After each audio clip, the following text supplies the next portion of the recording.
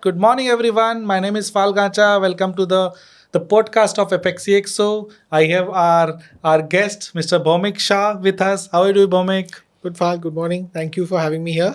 Great. Good to have you hosted, and I'm glad that after many conversation, we are meeting today. I'm glad to have you.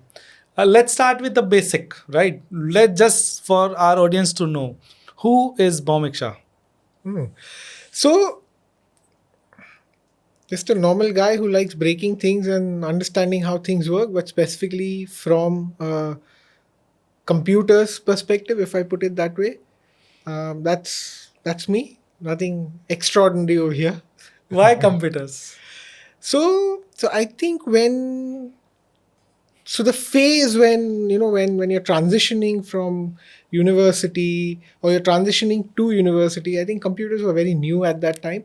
They sort of opened up a much wider arena for me, and I was always very inquisitive, and when we were in school, I think the trend was to swap pirated video games. I hope Very I can say that. interesting. Okay. And we used to take out hard drives and take hard drives to friends' places because we had floppies at that time.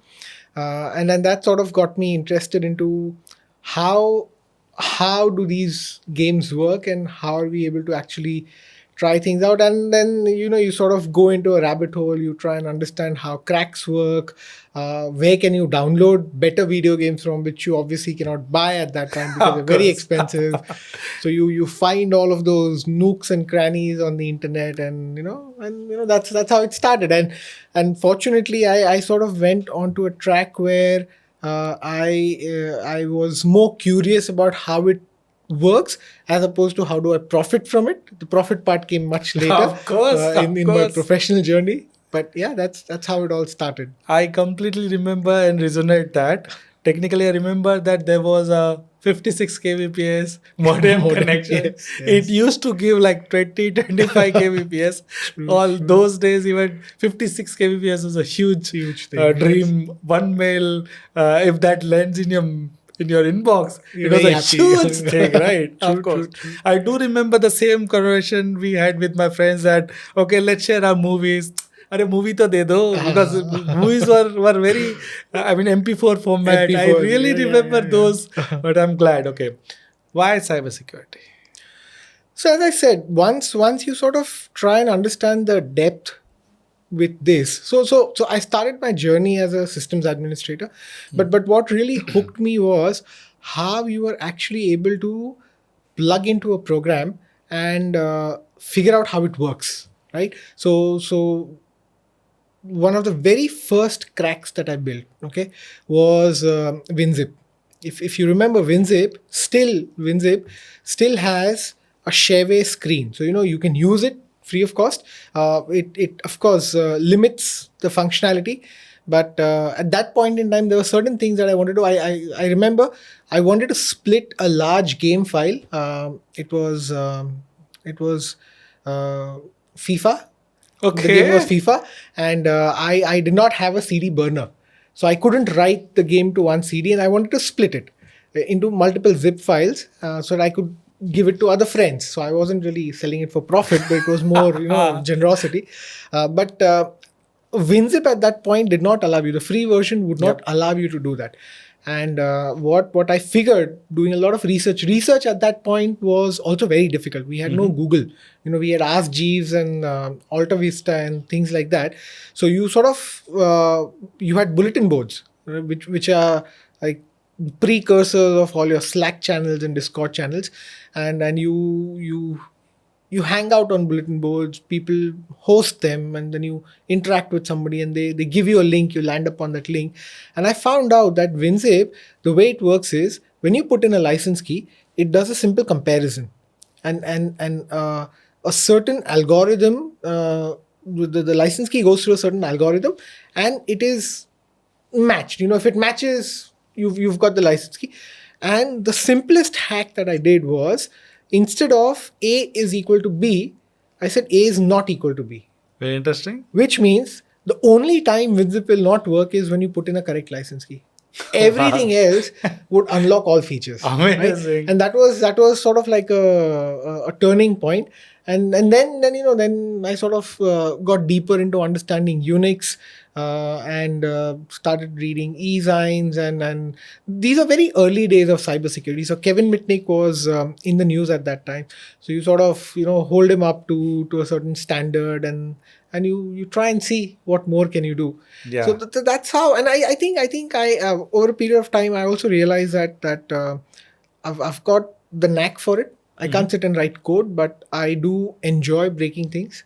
So that's how I landed up in cybersecurity. One question for newbie, or let's say someone, a student in college, right? How their journey should look like? It's different these days because information is democratized. So access to information is much more easier. I think the challenge for a student would be to sift through the tons of information that they have out there and understand what is relevant. I think the basics still matter a lot. You need to understand how networks work, how operating systems work, how infrastructure ties in together, how your how a cloud environment works. So you sort of have to get those basics right, and be inquisitive. I find a lot of students stick to textbooks. They're not willing to explore beyond that. Contributing code on GitHub is good, but you also need to, if you're specifically focusing on cybersecurity, you need to be able to know how to break things. Right? I think that's a very core attribute, and I think that's how they should progress. So, Bhowmik, a question on your journey. Today, a student is kind of passing or pursuing the college. How similar their journey would be vis-a-vis your journey? It'll be very different. They have access to a lot more information and a lot more tools. For me, the WinZip trigger would probably manifest itself differently for students these days. When they have access to Chat GPT and Perplexity and Claude and all of that. For them, I think the turning point would probably be using one of these tools to break into a lab, or try and build an exploit locally and work towards it. I think building something yourself and understanding how it works, I think that would be the similarity. Because for me, when I started, we had very limited access to tools. Everything Correct. was pretty much open source. Came a little later with a lot of tools. But for today's generation, you've got ChatGPT for free. You've got Perplexity for free. Correct. Use those to understand how things would work, and you have TryHackMe's, you have all of these labs available. SANS is coming out with a Christmas challenge. They come out every year. Go have a go at it, and once you transition over, and when you've understood how to read a packet capture, or how do you actually break into an application, or how do you do credential dumping, I think you'll keep coming back for more. Of course. That's a great thing for a college student. Now let's move to the next topic, right? What is SOC? Okay, SOC in its true sense, we are talking about a security operations center. So this is your command center for everything related to security within your organization. So in my opinion, your security operations center is the heart and soul of what you're trying to do with information security within your organization, right? So securing information that is relevant and has some financial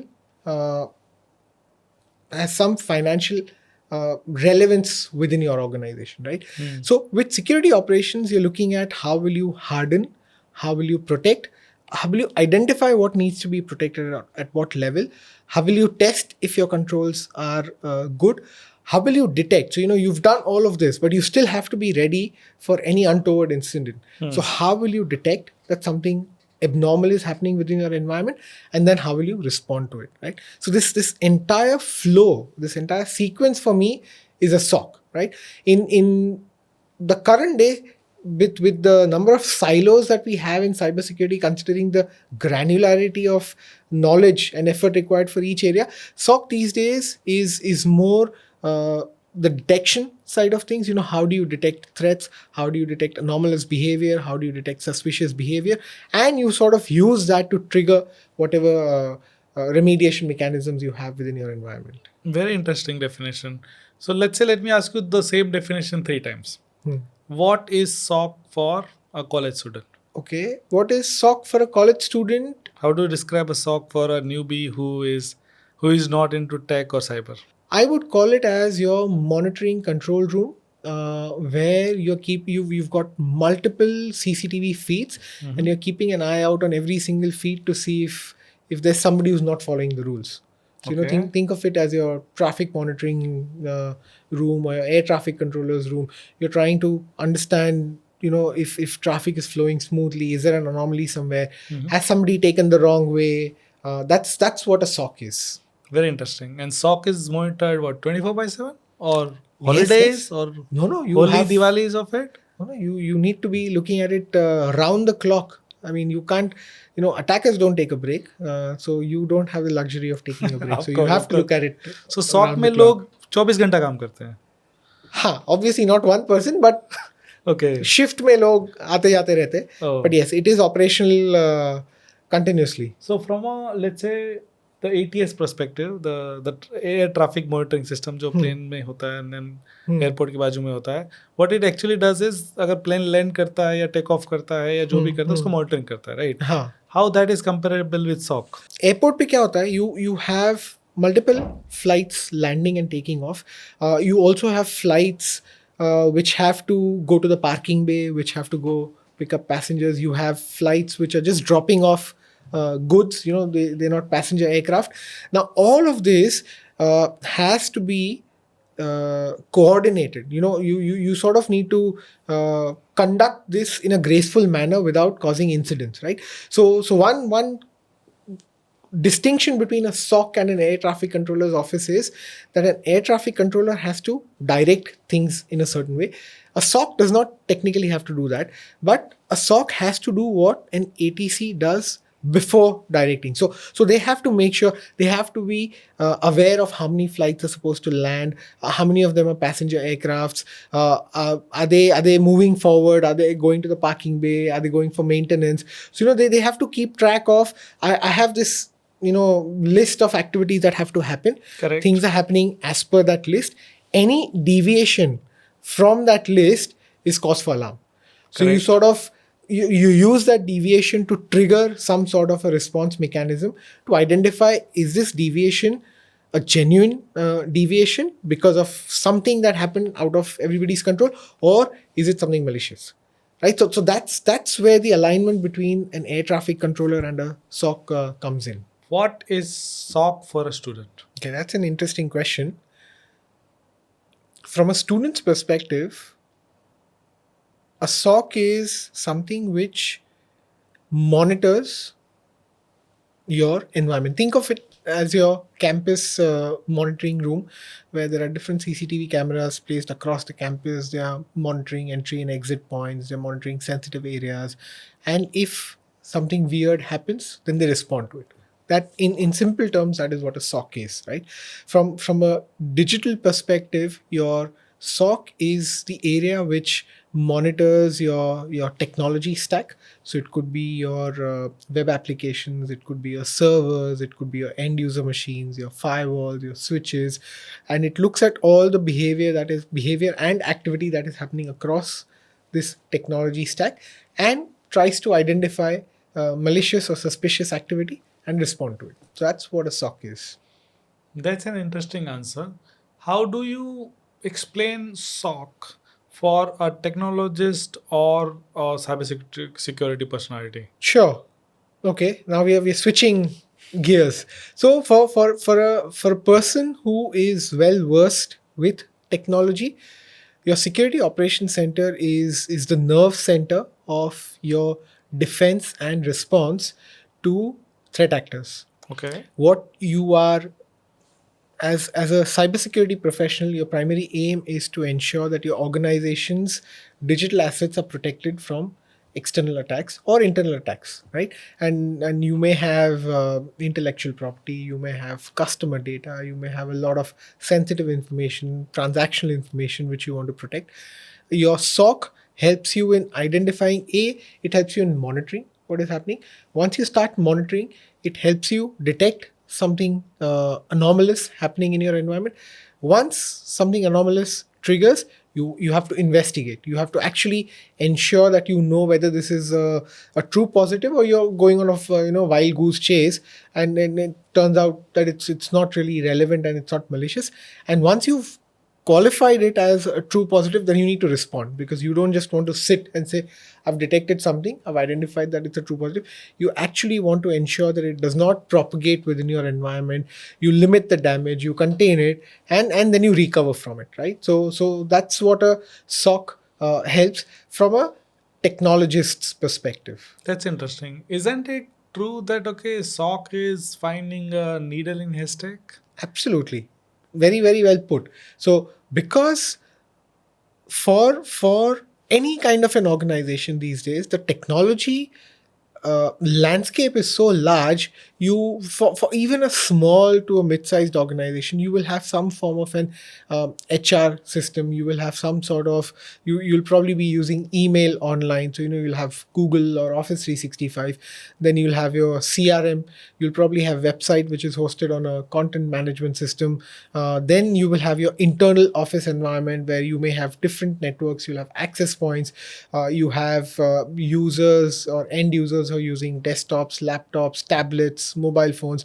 So your entire infrastructure is so vast, and the amount of activity today, I would say 90% of our lives are online, right? Correct. Professional lives, more than that. I Personal also, sadly, we spend a lot of time online, but professionally, you can't get away from a computer unless you're like a carpenter or something. You have to spend 8 to 9 hours a day in front of your screen. Every single activity that you do, whether it is opening a web browser, checking an email, downloading something from the internet, making a payment online, every single activity generates an audit trail. It generates an entry called a log, which documents what happened. It says from this particular location, this particular browser, this particular user carried out this activity. That is what flows into a SOC, right? Now imagine you have 50 users, 8 hours a day on the computer doing activities like these. They're going to generate a huge volume of data.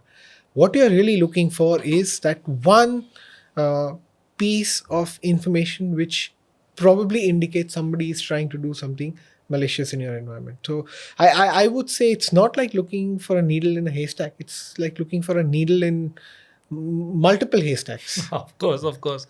And don't you think so? This generation of the logs are too much. How do you narrow down? Because see, as a professional, if you generate like billions logs a day, I mean, it will be next to impossible even to identify an attacker, right? How do you ensure that you tone down these logs to the most viable or useful logs for your monitoring? That's a very tricky question. Okay, so there are ways to do that, but there's no way around it. Your environment is going to generate a lot of logs. Your efficiency or your ability to detect such activities will not come from spending too much time trying to reduce logs. That's a classic mistake that we see organizations try and make. What organizations or you as a security professional want to focus on is, how do I ensure that I have visibility into what I'm capturing in terms of understanding malicious behavior, right? Think like an attacker. An attacker is not worried about triggering a failed login attempt, right? An attacker is looking at the entire flow. So SOC typically suffers from trying to silo out activities, and then you get single alerts. If hash is equal to X, raise an alert, or if activity is equal to Y, raise an alert, or if threshold greater than Z, raise an alert, right? But it's not these isolated things which lead up to an incident. It's basically, think of it like the domino effect. You've got a chain of dominoes standing. One small domino falls and it sort of takes the whole stack down, right? Correct. So you sort of want to be able to identify each domino and you want to be able to chain it together, right? So don't spend too much time focusing on trying to reduce logs, but look at how can you use all of this to leverage the technology that you have at your hand, right? If you've got volume in terms of data, use machine learning, right? Machine learning helps you create baseline patterns for behavior within your environment. Volume gives you an understanding of what your user behavior is, what your server behavior is. Use that, leverage that to actually identify campaigns, not individual alerts. And I think that's one of the pain points that current generation SOC environments suffer from. Volume is you can't really escape from volume these days. So let's say if an organization wants to implement SOC, and if I give you two classic scenarios, let's say we only integrate the logs which are important, and then we figure out a way to integrate. Or the other option is we integrate everything, have the logs, and then figure out which is important for you or not. Which option you feel is more? Neither, actually. Okay. Right. So let me clarify, because I think that what you mentioned is a classic approach at how do I maximize ROI on the investment. I'm investing in a SOC or a SIM tool or a SOC service provider. I want to ensure that I have visibility ASAP. Correct. And I want to be able to go back to my board and give them the assurance that, look, we've got something in place, right? The correct way to do it, if you don't want to be drowning in a sea of logs, is start off with threat modeling. Okay, interesting. Okay, understand. So threat modeling, let me break it down. What threat modeling does is it helps you understand what your attack surface area is, right? So from an external attacker and from an internal attacker as well. What you want to know is, if somebody is targeting your organization from outside, what is the potential attack surface area that is visible to them? Do you have that attack surface area integrated with your SOC? What sort of logging capabilities do you have over there? And what is an attacker's pathway from outside the environment to your crown jewels? Okay. Chart that out at each layer, identify what are you able to log and what you're not able to log. Work very closely with your SOC team or your SOC partner to understand what will really help them detect malicious activity without generating noise, and then work with integration. So this is like that story that's there. If I forget who it is credited to, but if I had to cut a tree in 5 hours, I would spend 4 hours sharpening my axe. Very right? interesting. So threat modeling is that sharpening. It gives your team clarity into what they're trying to protect and what they're trying to detect, right? So that's my suggestion would be to start off with threat modeling. Threat modeling. That's a great example, and that's how CyberNX does that? We do, yes. Okay, very interesting. I think I like that answer. So to sort of round it off and to summarize what I just explained, the way you should go about implementing a SOC, or the way we at CyberNX implement a SOC or onboard somebody into a SOC, is we start off with a threat modeling activity, which is nothing but identifying what my strengths are, what my weaknesses are, and what is my attack surface area. Sure. What visibility do I want? Once I have this, we map it to the log sources that are available. Right. So a lot of times what will happen is your SaaS platforms may not be able to give you logs. So there's a gap. Now imagine you have a SaaS platform, which is a third-party platform where you're doing KYC validation. Now how do you ensure visibility with it? So at least you're aware that there's a gap. So you identify what your attack surface area is, identify the log sources, integrate those log sources in the right manner. Right. So you don't want debug logging enabled. You don't want, say for example, HTTP access log and error logs, because they fill a part of the puzzle but not the whole puzzle. You actually want application audit logs. Your threat modeling will sort of bubble all of this up to the top. It'll give you more clarity into what you're integrating. It will also give you better control over how much log volume your environment is generating. Once you have everything integrated, then work on detection engineering. So you want to build rules which align to your business risk. Interesting. right? And then you've got a SOC which can sort of hit the ground running and start delivering value from maybe not day one, but at least week one. Interesting. That's a good summary. Thank you, Bhowmik. Okay, let's talk now on the definition. What is XDR and what is MDR? Jargon, if I put it that way. But no. So let me first explain what the terms mean before I go into the definition. So MDR is managed detection and response. XDR is extended detection and response. But the simplest difference between the two is that your managed detection. So both of them rely on agents. Right? So you have agents which are deployed within your environments, on servers, on end user machines, on laptops, and those agents monitor for certain kinds of behavior.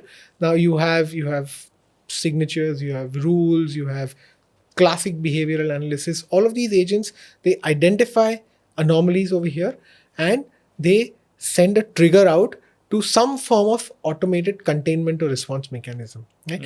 That automated response differentiates an MDR and an XDR. Your MDR is primarily looking at things and flagging it as suspicious or non-suspicious. Your XDR takes it a step forward and says, this is suspicious. I'm going to put in some amount of containment in place before somebody can come in and validate this effectively, right? So it sort of helps you speed up that journey where you don't have to wait for somebody to actually come in and take a look at it and react to it, right? So that's, in a nutshell, that's MDR versus XDR. And any SOC scenario, these two are important components? Yes, because with once your MDR, because they have this spread, so they already have a presence on every single endpoint in your environment. So they have access to telemetry, behavioral telemetry that happens on end user devices, and they are the ones who will be shipping all of this information into your SOC. Right now, you still have a large number of elements which are not agent driven.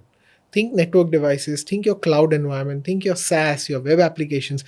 All of these places, agents will not cover. Yep. So if you want to build an attack chain, if you want to do correlation, then your MDR logs or telemetry actually fill a very important gap in helping you understand the flow or attack path for something that's happening in your environment. So they play a very important role when they're shipping telemetry into the SOC, and you sort of get to see everything in a single unified screen. So Bhowmik, I have a very basic question. If I were to implement SOC for a manufacturing or a financial company, what are those bare minimum components are required to start the SOC? If you were just starting your SOC journey, okay, and this is very relevant, right? So it's a very pertinent question in that sense. So if you're starting your SOC journey, what you really want, absolute basics, you want to know your inventory. What is the lay of the land within your organization? How many servers? How many end users? What's your application landscape? Things like that. All of these have to be able to generate logs and ship logs. Now you need some sort of a log aggregation engine, right? So that's where your SIEM comes in. So you will need a SIEM tool, and once you have your asset inventory, your SIEM tool, then you start doing threat modeling. So you get all of this. You have logs, and threat modeling will give you an understanding of what you should be monitoring, right? And that, and you've got a basic SOC up and running. Interesting. So three major components: the asset inventory, the SIEM engine, right, and your monitoring services. So this completes the entire SOC. This gets you started on your journey. Okay, interesting. Now let me ask you this: I've implemented SOC. My partner is managing that. I don't really know the technicalities of the SOC. What is advanced next generation SOC? Levels of maturity. Okay. So when you talk about next generation or advanced SOC, it's nothing but evolution in terms of your organizational environment, your team's capability and maturity, and your expectations from what you expect out of it. So on top of your detection layer, which we just spoke about, where we have your asset inventory, we've got your SIEM engine, and you've got your monitoring services, there's a lot more refinement that you can do. What we spoke about just stops the SOC at being a detection service. It'll trigger an alert and then somebody will have to intervene to contain it. You have automated response. So if you were to start off, into your evolution from a basic SOC to a next generation SOC, first look at automated response. Okay. In addition to that, you can look at detection engineering. So detection engineering is a very critical component. When you start off with a basic SOC, you've got a stock set of cookie cutter rules which come out of the box, which will trigger. So user login, user logout, failed logins, multiple failed logins, things like that, right? They may or may not be relevant, right? But they don't really create the chain that you want, when you're trying to identify an attack. Your detection engineering does that. Your detection engineering helps you understand what sort of campaigns you want to detect. So you're not looking at alerts, you're looking at campaigns. For example, data exfiltration, ransomware, right? So if I go and ask somebody that, is your SOC capable of identifying a ransomware attack in the early stages, they're not sure. Because what is happening internally in their mind when I ask the question is they're piecing together, do I have my MDR agent on the endpoint? Do I have an email gateway which will detect somebody downloading a malicious attachment? Then they open the attachment, the endpoint agent sort of detects that it's doing something funny and blocks it. That alert comes into my SOC. So can I detect ransomware? Probably not. Or maybe, I don't know. I've never evaluated this. But your detection engineering will actually build this campaign. So you will take this up as a scenario. You will create the flow where you have visibility, logs coming in from your email gateway to your end user devices, to your EDR. All of them will flow into your SOC, and you will be able to chain this together. And to close off the loop, you actually do a dry run and test it out. You don't do that in your basic SOC, right? So there's I'll come back to automated response, but this is detection engineering. Then you want to look for the dormant threats, which is more popularly known as APT, Advanced Persistent Threats. Now, typically what happens is a smart attacker will not do a hit and run, which means they will not compromise an environment, be opportunistic about what they can steal, and quickly walk away. A smart attacker will sort of rely on their skills to understand what they have managed to compromise. If they're a very smart attacker, they would have done their homework. They would have understood the organization that they're targeting. And once they are in, they'll maintain access, persistence, right? And this can stay in your environment for a very long time. If you recall some of the more prominent attacks that we heard about, in fact, I think the most recent one was the Jaguar Land Rover attack that we read about.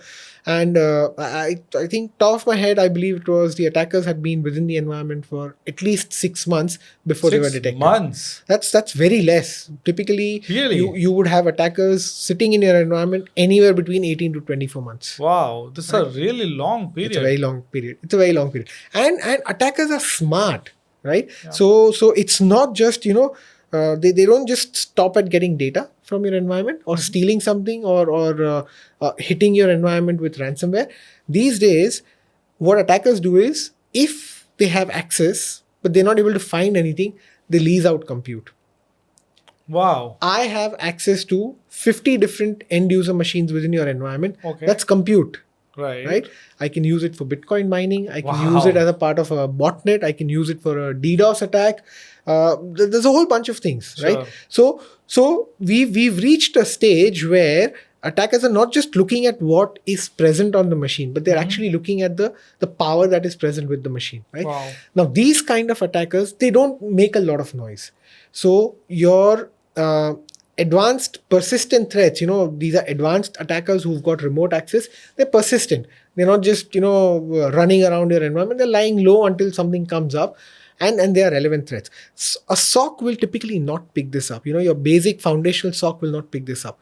What you want to do is you actually want to go back and look at historical data, say 60 days, 90 days, because these compromised machines or APTs will actually send out some sort of a heartbeat, some sort of a ping. There would be some sort of a keep alive, that goes back and forth. Of course. That is what you want to pick up, So your threat hunting will help you with all of this. So you want to go back and do threat hunting, right? So a true advanced SOC, to sort of wrap up, we'll look at threat hunting and detection engineering and complement this with automated response. That is where your SOAR kicks in. So your SOAR will actually have predefined playbooks, which are no-code, low-code playbooks, but they plug into different security controls that you have within your environment. Something as simple as adding an IP address to a firewall blacklist, which means no traffic can come in or go out to that particular IP. Those are rules, right? Those are playbooks. So depending on if an IP address shows up in an IOC list and it's in the middle of the night and you don't have anybody, you have an automated playbook which will trigger, and it will actually go and modify the rule in the firewall and say add this IP address to the blacklist. Very interesting, right? So there's another example where you can look at, let's say somebody creates a cloud storage bucket, which is public, but the organizational policy says that no public buckets are allowed.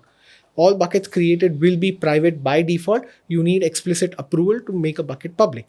Now, if somebody creates a public bucket on Christmas Eve, where you're already running on a very lean team, then do you want to wait until somebody comes back on the 27th or 28th of December or 2nd of January and then looks at what happens? Or you want to have some sort of automated rule which says a new bucket has been created or a bucket has been modified to make it public. I am going to remove that permission and send an alert. Very interesting. So that's where you move on to the next generation of SOC, where your intervention is basically just checking. You're not really, responding actively to a large part of the threat. So that's a great explanation of SOC and advanced SOC. Now let me summarize for everyone. The typical SOC implementation needs asset reconciliation, asset register, and includes threat modeling just to ensure that the assets are rightly mapped. B, you need a SIEM engine, right, which will create rules and make the rules so that right alerts are triggered in a more protocol based. Third, you need a 24/7 monitoring tool. Absolutely. Which will monitor all this jargons and then give you the right output. Is my understanding correct? Correct. Great. Now let's come to the advanced SOC. So the typical SOC plus you have threat hunting, which will also have APT, advanced persistent threat, what you mentioned.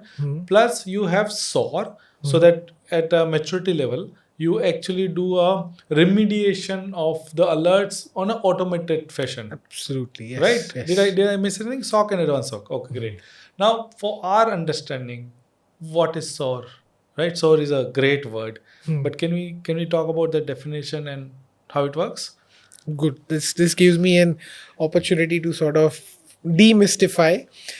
SOAR, which is security orchestration and automated response, is a way to respond to alerts in an automated manner. Okay. Right? In absolute layman terms or technical layman terms, SOAR is a set of scripts. Okay.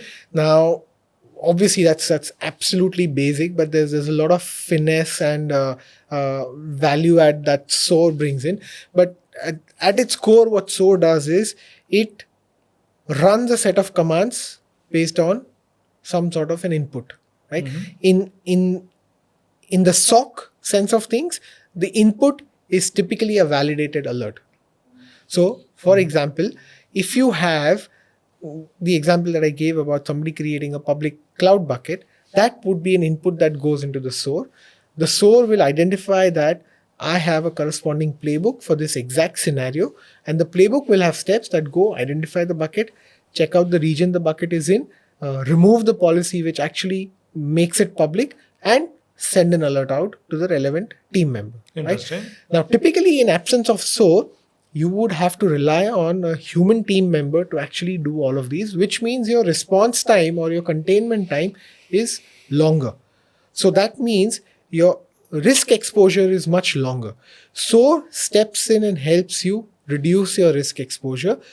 So at least you mitigate something immediately until somebody can come in and validate and make sure whether it was genuinely required or not required, right? So that's what a SOAR is in the And SOC. is SOAR a journey or it's a day one thing? No, it's a journey. Okay. Very, very good question. You do not want to do automated response from day one. You Okay. want to create a baseline for your environment. You want your teams to get comfortable that what is your SOC doing, and get to a stage where you are comfortable with the quality of alerts that are coming out. Correct. Because otherwise what happens is, if you've got a very high level of false positives coming out, then you're basically handing over a lot of false positive to your SOAR, which will go and start making changes in your environment left, right, and center. Right? So you don't want to do that from day one. Go through the journey where you start off with a basic SOC, okay, or you start off with an advanced SOC. The moment you go for an advanced SOC, you have to, you can't bypass the basic SOC. You still have to do the basic SOC, Yes. right? So you get that out of the way. Once you've got everything integrated and you've got monitoring in place, monitor it for 30 days, 60 days, 90 days, based on your comfort level. You'll get a sense of, how your environment is behaving, and then start off on your SOAR journey. Don't make the mistake of starting off on SOAR from day one. That's very interesting. So SOAR is not a typical detection component. It's not a component which you may need on a day one. Correct. But it's a maturity model where you feel that, okay, now the SOC and typical threat modeling and 24/7 monitoring is started. Then you actually add on a maturity level the SOAR capabilities. Absolutely. And then you also make some rules for SOAR, right? So let's say, for example, it will only remediate, let's say, firewall alerts to start with. And eventually, let's say, for example, classic example of saying, okay, you've got 50 hits from an IP. Technically, SOAR will say, okay, anything beyond like 50, just block it. Right? That's a one. You create a threshold, and you can say beyond the threshold, take certain action. Correct. So that's a classic use case. That's a SOAR. classic use case. Yes. Nice. And SOAR is, of course, a journey, right? I mean, you keep on adding the rules. As you evolve, as your landscape changes, you keep adding. As you identify assets which open themselves up to automated response. You do need an asset to be able to support. Sending instructions to it via scripts. So once you it's a journey. I mean, you keep adding more SOAR playbooks as you start getting more confidence in your existing SOAR playbooks, and you identify use cases where you want automated response as the first step of containment. Very interesting. So, Bhowmik, let me ask you, you've used the word SIEM a lot. What is SIEM? Good question to sort of lay the foundation. A security incident and event management tool is an advanced log aggregation engine, right? Okay. Think of it as a place where logs from a variety of different devices come in and aggregate. They sort of come in and fall into line in a way that lends itself for somebody to take a look at it and analyze it, right? So it's not just a collector. So it's not just you have all logs which come in and land in a certain place, but then an SIEM actually gives you more features where each log is broken up into key value pairs. So you will have the date and time of that particular activity mapped to timestamp. Then you will have hostname mapped to hostname, IP address mapped to IP address. This makes it easier to play around with the data. That lends itself to creating rules depending on the kind of a rule engine you have, right? So your SIEM actually adds all of this together and gives you a unified console. Of course, there's going to be reporting features and all. So your security incident and event management tool is basically the engine which will support your security monitoring, your automated response, your threat detection, and all of that. In absence of that, you're going to have people looking at individual consoles, somebody looking at your email, somebody looking at your antivirus, somebody looking at your firewall, and they'll probably be working in silos. So that's what an SIEM is. So that has to be robust. That's a central nerve system or the entire security operations center, correct? Correct. Very interesting. So you need to figure out uh, do you what is the volume of logs that you're going to generate? So Sure. there are ways that you can understand that from your environment. You also need to understand what happens if your SIEM goes down. Okay. A classic case is, let's say you are working for an organization which sees surges in data being generated. Mm-hmm. Is your SIEM capable of handling those surges? Say, for example, one day your log volume is X, and suddenly you launch a campaign or something, and your log volume shoots up to 3x or 5x. Right? Is your SIEM capable of handling that? Do you have different environments? Let's say classic cases, you have your production and you have your DR environment. Right now, ideally you have to be monitoring both.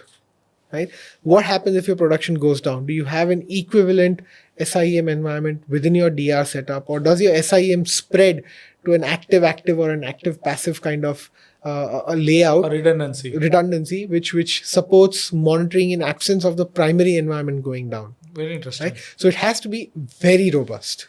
So even SIM tool needs a redundancy, an Yes. active kind of environment where you ship the logs from primary to secondary and whatever it takes for you to run the show. Correct. Correct. Correct. Now we have learned that what is SOC, what it takes for us to implement the SOC, what is advanced SOC, and what it takes for you to implement and come to a maturity level.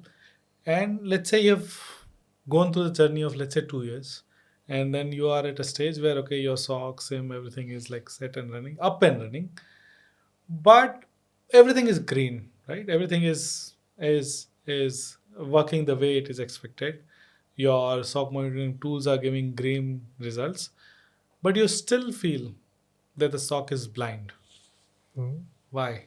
So interestingly, what happens with a SOC these days is generally a SOC's efficacy is measured in terms of SLAs, mean time to detect, number of tickets closed, number of alerts generated.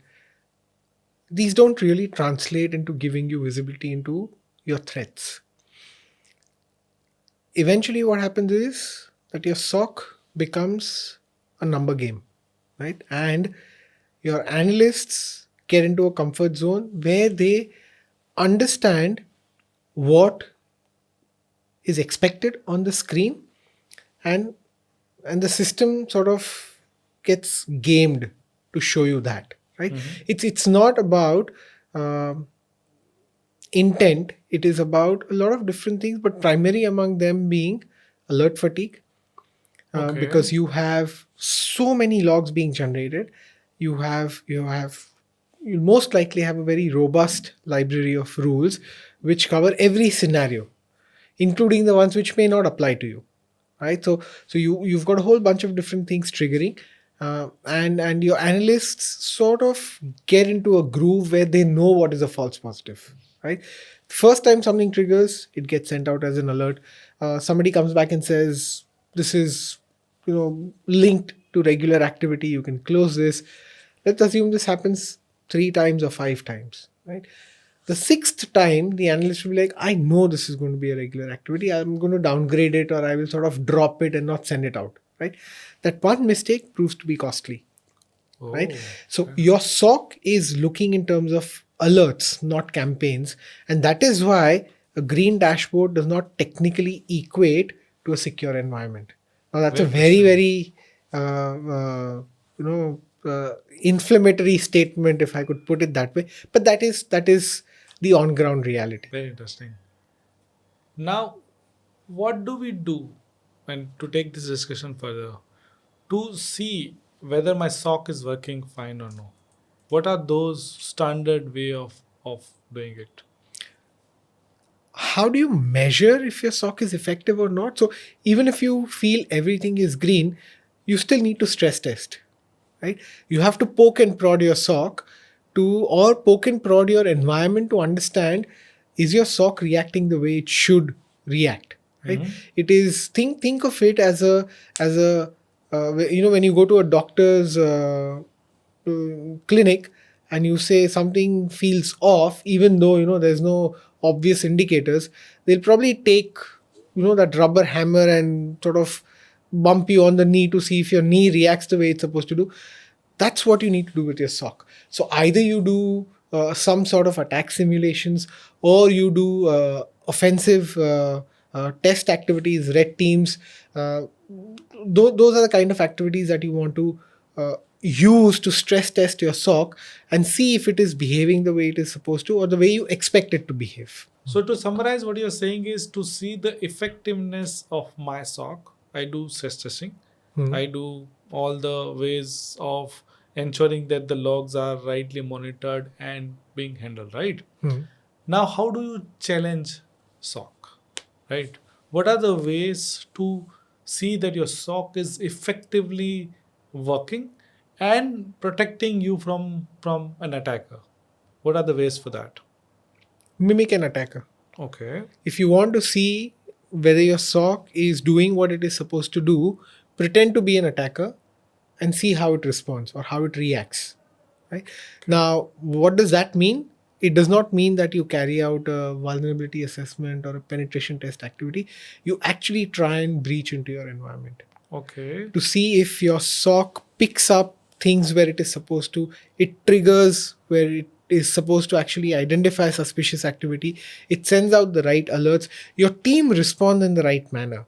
Right? That once your team gets into a comfort zone or into a groove, they'll probably be very hesitant to respond because there's a fear that, what if this is a false positive. I don't want to end up looking like a fool where I overreact to something when it just turns out to be normal, and you don't want that with a SOC team. So carry out red teaming activities, carry out attack simulations. Those are the only ways that you can actually gauge whether your SOC is doing what it is supposed to do and the people manning the SOC are doing what they're supposed to do. Very interesting. That brings to the topic of red teaming. Why red teaming? Red teaming effectively helps you get as close to attacker behavior as you can without harming your environment. It is a think of it as a controlled explosion. You're trying to break down a building.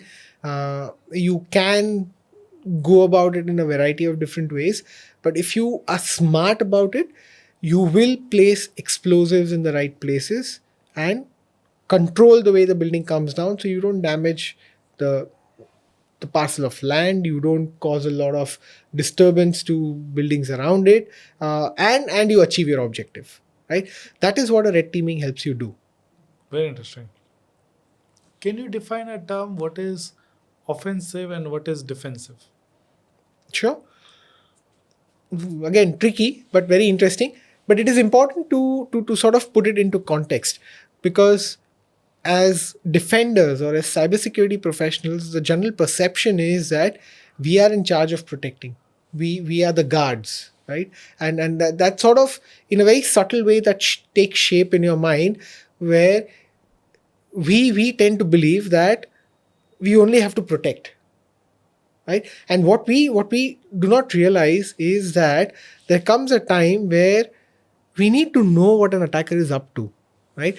Let me give an example. In times of war, they say, what we've spoken about so far is know yourself, right? Know your asset inventory, know your attack surface area, know your threat profile, but it is also extremely important to know your enemy, right? Okay. So when you do offensive activities, you're basically mimicking your enemy, mimicking a threat actor, mimicking what they will do to identify vulnerabilities in your environment, to exploit those vulnerabilities, to come into your environment, and what will they try and take from your environment, right? You're putting it into business context where an offensive activity really brings to the top what impacts your business. Is it data loss?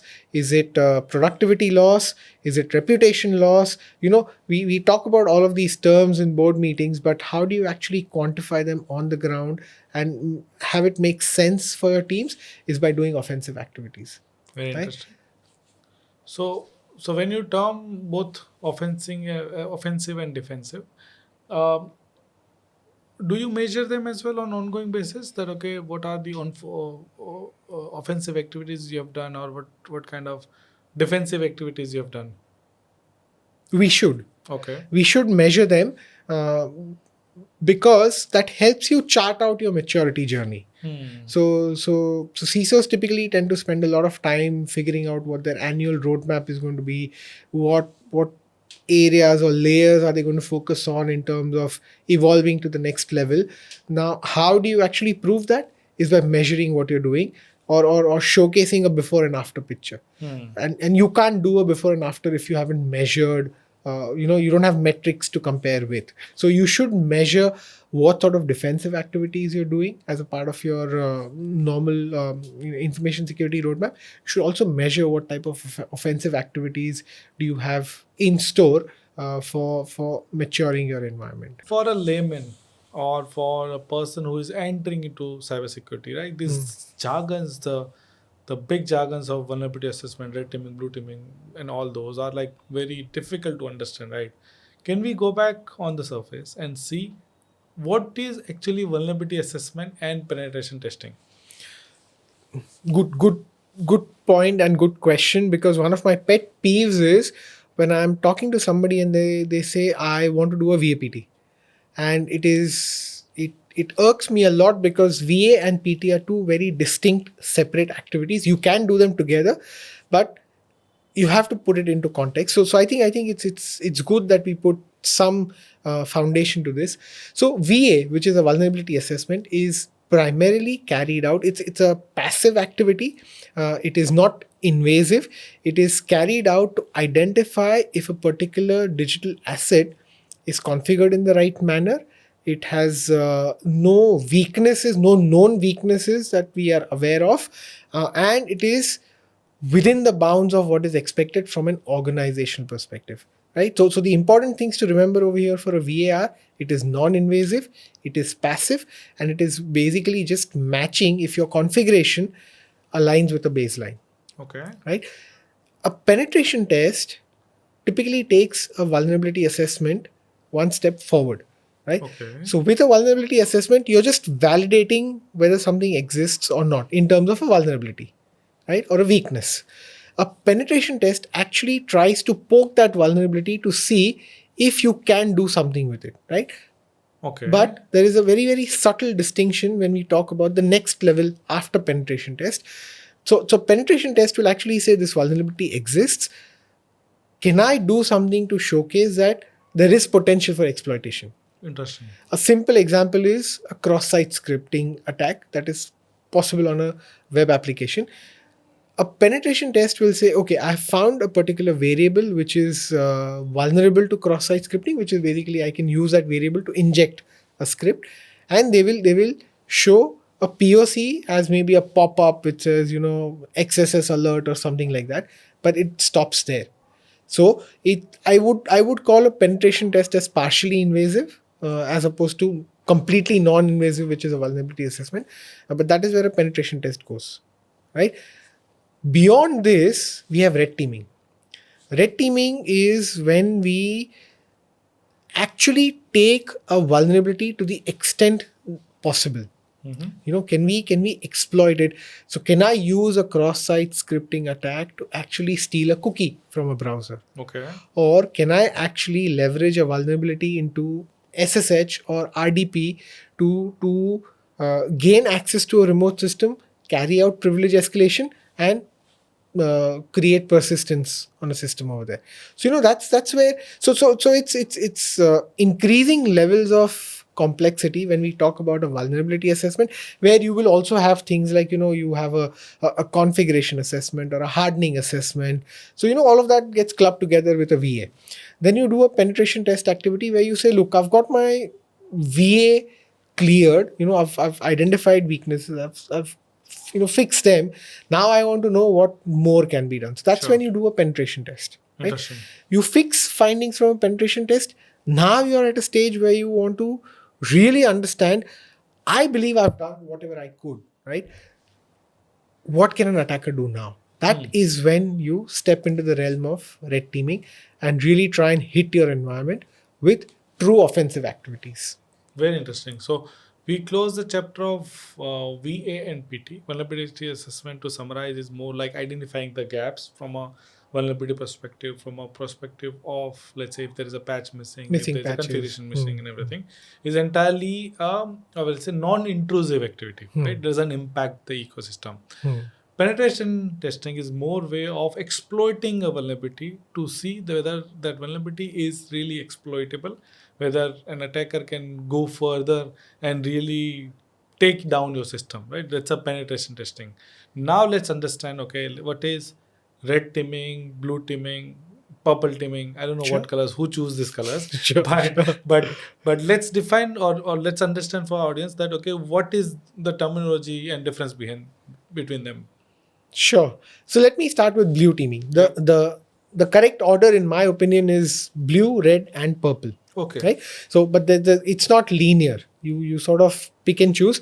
But blue teaming is primarily the defensive side of things, where what you're looking at is what is your environment and what is the baseline protection that you need to put in place, right? So what should be your configuration, what should be your policy, what should be your patch levels that you maintain, how do you do access control. So your blue team defines all of this, implements all of this, and validates that it has been implemented.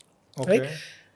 The next step forward is I've done my homework. I've identified what needs to be implemented. I've implemented it. I've put it in place. I've validated that it is implemented, and I'm confident of that. Now I want somebody to come in and reconfirm that what I have tested is fine. That is where a red team comes in. Okay. But with a blue team, red team, and a purple team, we're talking at advanced levels of maturity, right? So we're not talking about a simple V or a PT, which we've already covered. When a red team happens, what you want to do with a red team is you basically want to try and rattle every single control that you have. So whether it is your email gateway where you've got phishing protection, or your end user devices where you've got EDRs, or your DLP, you want to test out every single control that you've put in place with a very, very clear end goal. For example, exfiltrate a certain amount of data to prove that you can do it. Don't give me theoretical proof of concepts that there's an XSS. You show me what can you do with the XSS. Get into my environment, create a local user, reach my database, dump tables from my database, siphon off that data outside, and prove to me that you can get in, take data out, and maintain persistence. Interesting. Right? So that's your red team, right? But fine, you've done your blue team. Blue team, everybody does. They call it different things, but everybody does some manner of blue teaming. Red teaming organizations have started becoming aware of it, and they are inquisitive about it. What do you really want to do to close the loop is where purple teaming comes in. Okay. Right? Now, a red team activity will help you identify that things are wrong in your environment, in spite of the fact that you've implemented a lot of things. But what next? You can't leave those things hanging over there. That is where a purple team activity comes into play, right? Okay. So purple team, in my opinion, is nothing but an extension of a red team. So the red teamers come in, do what they're supposed to do, tell you what they did. You take that information, give it to your SOC team. Your SOC team has to understand that they tried 10 different activities. 5 of them were successful. They managed to get in. Did anything move in the SOC? Do we get an alert? Was a log created for this? Do we not have a rule, or was the rule missed? So they actually fix that. And then you actually go back and say, look, we've done this. Can we just try out? Can you work with our SOC team or detection engineering team to figure out that we've closed the missing gaps, which made us not detect what you were doing, right? So that's your purple team, right? So that's how I would classify blue, red, and purple. So blue is create the ecosystem, implement it, and test it. Red is attack it. Purple is after attacking, whatever your findings are, how do you actually close them?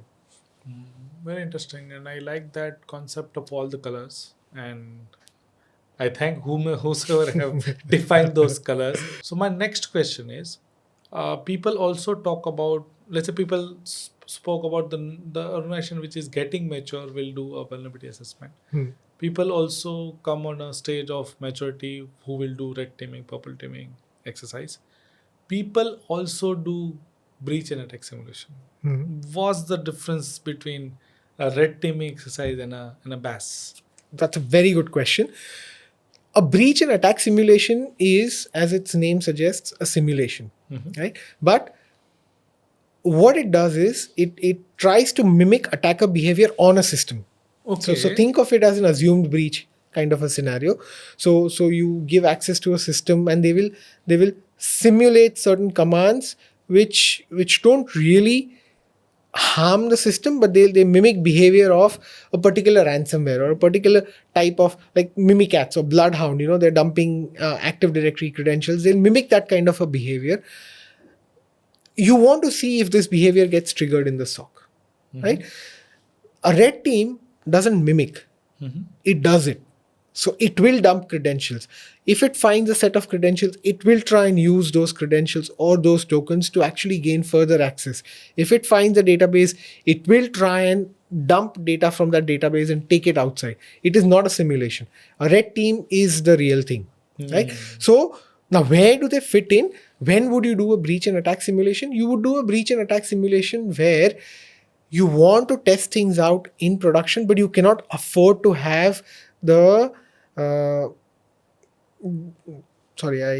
looking for a word over here, but you would do a breach and attack simulation where you do not want the uncertainty of your production going down, right? When you have a mission critical environment, and even though you want to test it out, but you cannot afford to have a red teamer come in and that remote 1% possibility that they try out and exploit and bring something down. So breach and attack simulation would be the first step. It doesn't replace red teaming, but it's a good way to sort of move beyond the penetration test side of things.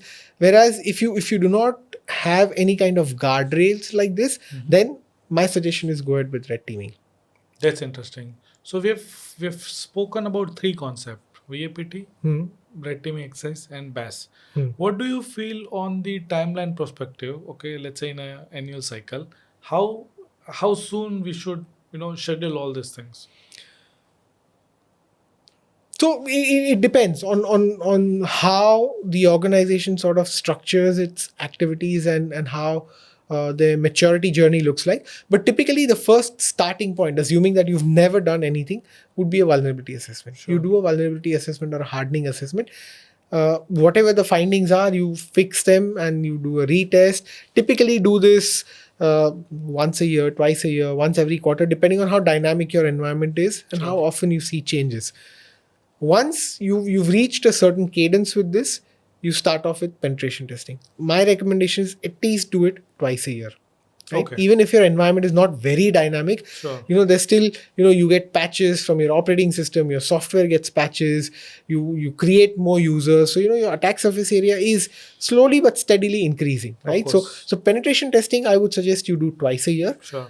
Red teaming, you do at least once a year. Sure. Once you've gone through a couple of rounds of VA, a couple of rounds of PT, that is when you should start evaluating red teaming, because you've sort of gone through a certain evolution and you've put certain fixes in place. You've got a certain amount of confidence in the controls that you have. That is when you try red teaming, right? And we at CyberNX have interactions with customers who want to start off with red teaming, and we generally discourage that.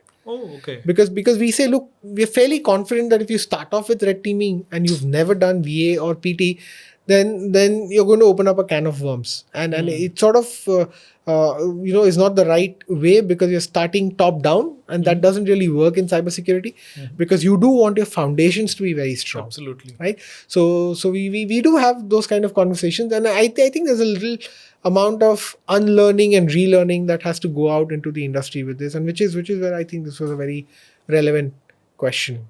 Fair. And how we should schedule the BAS, breach and attack simulation? BAS, in my opinion, is a good to have. Sure. If you're unable to do red teaming, then you can start with breach and attack simulation from year one itself. So go through, do a VA, do a PT, do a BAS. Right? So it sort of gives you, think of it as placebo. So if you can't do red teaming, do BAS. At least you have a certain amount of confidence whether your SOC is able to detect certain things or not. That's a great answer. Thank you for that. Yeah. Great, Bhowmik. Thank you for coming at the show, and then love talking to you as always. Can you talk about your journey at CyberNX? How it started, how it shaped up, and what are you doing today? Sure. So I started my career as a Unix systems administrator. It was very interesting because after the original time spent doing a lot of uh, ad hoc activities at a personal level, learning about cracks and learning about uh, piracy, if I can say that. These were the days of Napster, and you could download MP3s and e-zines and all of that. I sort of started liking this. It sort of fit my aptitude because there was a reasonable element of troubleshooting.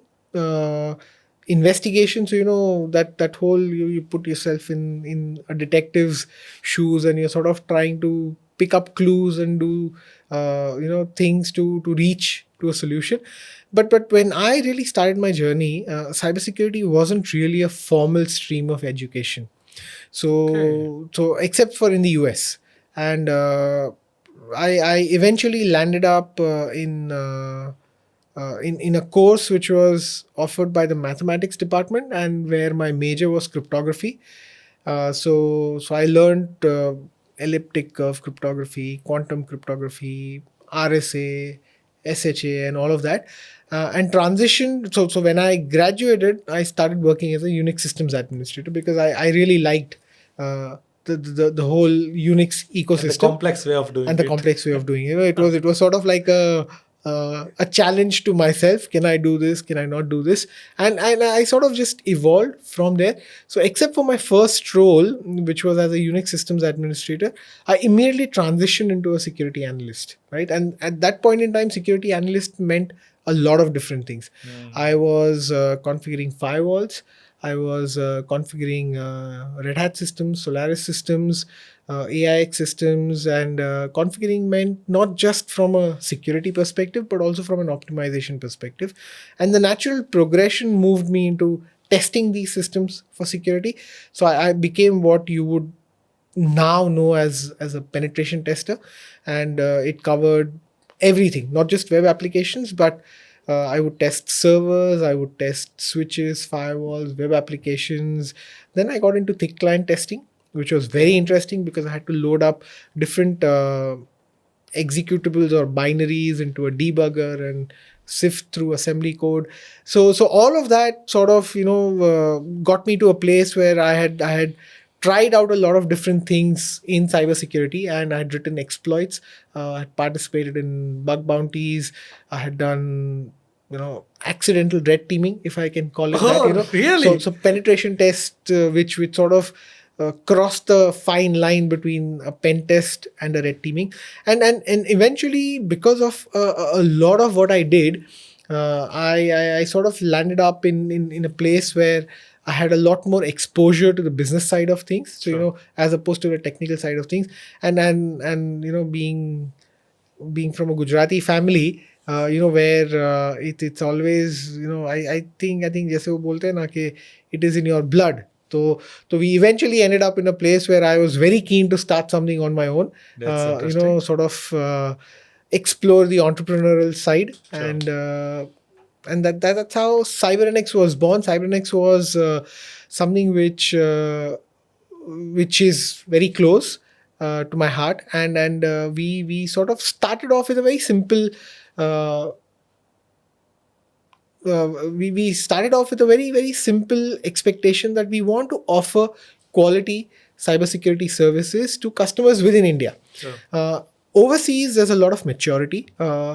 India as a market has sort of leaped through a few things in the standard maturity journey, and the whole proliferation of access to internet, access to cheap internet, has sort of not allowed a normal user to go through, or even an organization to go through a journey where they realize the implications of not taking data privacy or their own online security very seriously, which is changing now, which is good. And there's a significant push coming in from the government and the regulators as well. So that maturity is sort of coming in, and I think we were at a very, very key transition point when we decided to start CyberNX. So me and a few of my peers, we sort of got together. We were brainstorming, nothing fancy. We were just bouncing ideas, and we thought, here's a gap that we could fill. And CyberNX started off as a cloud security services company. That's nice. And we kept on adding more services as we onboarded customers. We started offensive security services. We started a security operations center. We started risk and compliance. So, we sort of expanded to help customers with whatever phase of their cybersecurity maturity they are in, right? If you're a customer without any cybersecurity footprint, we can come in and help you. You're an advanced, mature customer with heavy regulator oversight, we can still come in and help you. We've got subject matter experts. We've nurtured and built a team which sort of works very well aligned with what is expected from a professional cybersecurity consultant. So we bring that value add to the table. We personally believe that whatever your tool landscape is, right? A tool is basically a means to an end. Mm-hmm. Right. So we're not fixated on tools. We adapt to what a customer has, and we try and leverage our skills and our expertise within that particular domain to help customers extract maximum value out of what they have. Right. And if they want to come to us for services, we are more than happy to sort of give them bespoke services customized to their specific industry, their specific requirements. So over the last couple of decades, I've sort of worn multiple hats, and then these days I try and deliver value to customers and scale a business at the same time. That's amazing. Glad to know. CyberNX, I did not know this. Thank you for the explanation.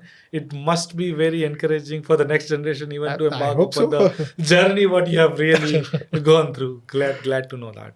Yeah. Thank you, Bhowmik, for explaining the blind spot, the environment, right? So can we really summarize, how a company with having SOC as an outsourcing partner or in-house partner really work towards filling the gaps of these blind spots, and if they can further advance to the SOC to the next level?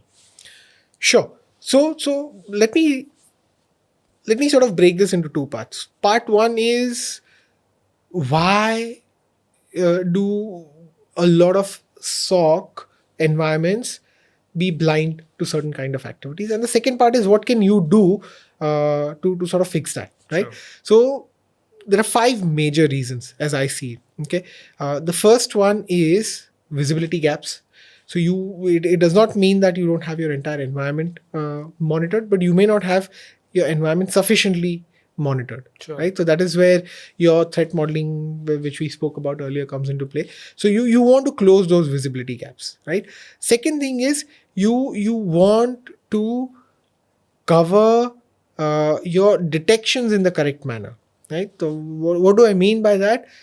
You may have Windows operating system logs coming in, but do you have sysmon logging and PowerShell logging enabled? Because those are very, very critical components to identify behavior of threat actors, right? So that is what a lot of SOC environments miss, primarily because of what you mentioned earlier. There is a huge volume overhang. There's so much volume of data being generated that you want to cut off things wherever you can. This is not that important. Let me leave it out, right? So that's the second part. The third part is alert fatigue. Mm-hmm. With this large volume of data coming in and a large set of rules present within your environment, they're bound to trigger, right? And personally, I don't feel there's a ratio to an analyst to a number of alerts which can be effectively handled, mm-hmm. right? It all depends on how your environment is structured and what the skill level and the alertness of the analyst is. So alert fatigue plays a major role. Then what you're looking at is how do you actually test out your environment? So which is where validation using red teaming or even breach and attack simulation comes into play. So that your SOC is not just a theoretical arena that you sort of have it on paper that I've got everything integrated, it should work. You want to test it out. After testing it out, the last major point is your feedback loop with detection engineering, right? Okay. So what you do in step number 4 when you're testing out your SOC with red teaming or breach and attack simulation is you want to close that loop. Whatever findings were there which your SOC was not able to identify, you want to go back, work with your SOC team to create or tweak the relevant rules and make sure that they are aligned, so you have confidence that if something like this happens, then we'll be able to detect it. So these are the 5 major parts which I feel cause those blindness within your SOC environments. That's very interesting, and I would love to take this feedback and go back to my organization to ensure that I really implement this. I don't want to be in a spot of blind spots, or let's say if I don't want to miss Sure. that SOC. Thank you for that explanation, Bhowmik. So that's a great explanation, Bhowmik, about summarizing the blind spots. Let me ask you this: if I go back, or if let's say for example my audience goes back to the work, what are the takeaways and the next step they should follow like tomorrow? Immediate action items. Ensure you have script logging, for example. Enable sysmon in your environment. Verify if your APIs, your DNS, and other peripheral environment are sending logs into your SOC. Sure. And check when was the last time you did some sort of a validation activity. You don't need to always go out for that. You can use publicly available tools like Atomic Red Team, or there are a whole bunch of different open source tools which you can use to run simulations. These are low hanging fruits that you can implement starting tomorrow without a huge impact on your team's ability to monitor or having to invest a large amount of time and money in this, right? So these would be immediate action items. Sure. But these immediate action items have to be complemented by a longer strategy. What are you really trying to achieve with this? That is where what you want to look at is pick your top 3 applications, top 3 high risk applications, perform threat modeling. If not applications, pick your top 3 environments and perform threat modeling on those environments. Sure. Look at the output of threat modeling and validate whether you've got the right visibility into this environment from a layered defense perspective. So if it's a public facing application, right from the internet down to the server on which the application is hosted, do you have visibility at each layer? Use threat modeling to identify that. Then use your activities like red teaming that you've already done and breach and attack simulation to sort of enhance your automated responses that you have in place. Sure. So your longer term strategy should actually be to move from a maturity level of 3 to 4 or to 5, where you reach a stage where a large part of your environmental alerts can be remediated in place without human intervention. Very Right? interesting. So your longer term strategy should be to leverage all of these immediate actions to get to a stage where you know your environment inside out and you're able to move it to an automated, like a self-healing Sure. kind of an environment. And that's but then again, it's not a point in time goalpost. You sort of have to evolve as your environment evolves. So you have to be mindful of that as well. That's a great takeaway for me. Thank you, Bhowmik, Sure. for that. So we have learned from Bhowmik about how do you identify a blind spot, and we've also learned the graduality and the maturity level of that. So imagine if an attacker is at your doorstep, will you come to know? Will you be able to identify whether you can solve this issue or no? Comment in our section. So your visibility has to move beyond EDR. If you're going to be stuck up on only using your EDR for identifying threats in your environment, you will always miss evasive behavior. The world has moved forward from signature-based detection. Your attackers and threat actors have also moved forward. They are using the cliched AI-powered engines to support their threats. Behavior-based detection is the only way forward for you. A true next-generation SOC has to rely on behavior-based detection. Your perimeter is your most exposed area. Any asset living on your perimeter needs to be integrated with your SOC with much deeper, much more custom telemetry for you to be able to identify threats over there. Red teaming is good. I'm sure you're doing red teaming, but red teaming is not going to be enough. You have to extend your red teaming to purple teaming to actually be able to extract value out of that exercise and empower your SOC teams. Thank you, Bhowmik. It was really wonderful listening to you and listening to your thoughts. It was really helpful for me to learn a lot of new things. I'm sure our audience would have noted a lot of learnings. I would urge everyone to please comment if you have learned anything new in this particular episode. Thank you, Bhowmik and CyberNX, Thank you, for Fal. coming forward and Sure. explaining the entire SOC blind spot as a topic. Thank you. Thanks, Fal. Glad to be here. Thank you.